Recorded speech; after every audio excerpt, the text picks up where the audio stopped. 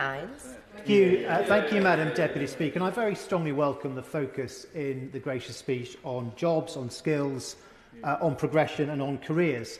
And since 2012, in the peak of unemployment, we've had something of a jobs miracle before the start of the pandemic in this country as a result of the creativity of British business, favourable investment conditions, our flexible labour markets and our active labour market policies. And now, of course, our focus, quite rightly, is on keeping people in jobs so far as possible and helping those out of work to return as soon as possible.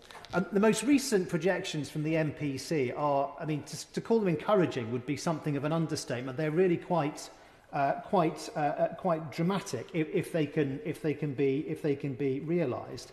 And obviously, all the support that's had to be put in place to make that possible has been very expensive. But it looks like the record will come to show that that investment will have paid off fiscally, as well as in reducing the human cost on individuals, families and firms.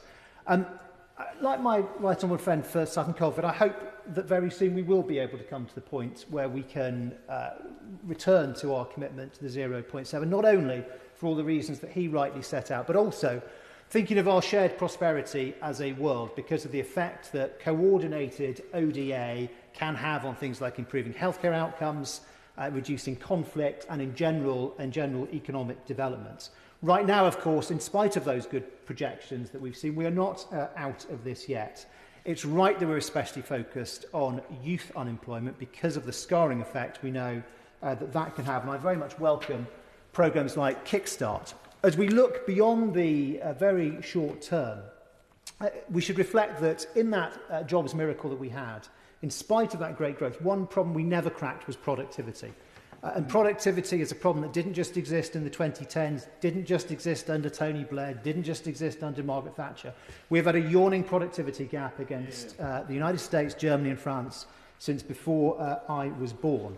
And academics used to talk about this thing called, you don't hear it so much now, but a low skills, low wage equilibrium, where firms design jobs around the skills that they think are available, and then there's little incentive for individuals to upskill because there aren't jobs available for them to upskill into. And we need to break that cycle. I'm confident that with the momentum from this programme, that can be done. There have been important reforms like universal credit, with progression at its heart and removing things like the 16-hour rule, the national living wage, the apprenticeship levy, and the growth of high-value added industries. And I think the plan for growth can help in that. We need to make sure that growth is evenly spread, opportunity is evenly spread. We have significant challenges to address. 11 million adults in England who have missed out on A-levels or equivalent, a much lower proportion of people reaching what's called in the technical jargon level 4 and 5, higher level technical qualifications, not going on to a degree but doing those qualifications that we know can be worth so much. And with all the changes going on in the world, you think about robotics, artificial intelligence and machine learning, voice computing. Any one of these things on their own could constitute an industrial revolution. Right now, they're all happening together. And then on top of that, we have the opportunities and the changes that come from leaving the European Union, what we have to do around the net zero ambition, and then, of course, the new challenges that we have as a result of this pandemic.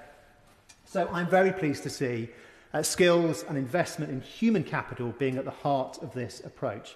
And quality standards and intensivity of courses was already being addressed through things like apprenticeship reform, the creation of the Institute for Apprenticeships and Technical Education and the institution of T-levels. And I'm pleased that's going to be now taken further with a statutory role for employers in the design of qualifications and in the skills accelerators.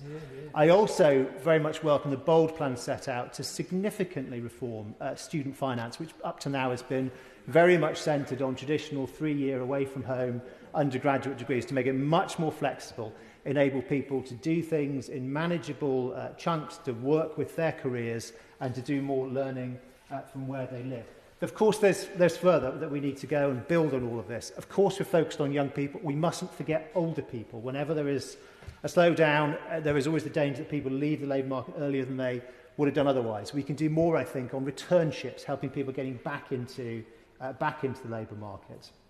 And sometimes it's only a very short, intensive type of training that's required. Now, just finally, just reflect from my time as employment minister and also when we were doing the National Retraining Scheme, the thing you hear about most that's holding people back is not some specific skill, it's confidence. And helping people through that journey has to be at the heart of what we do.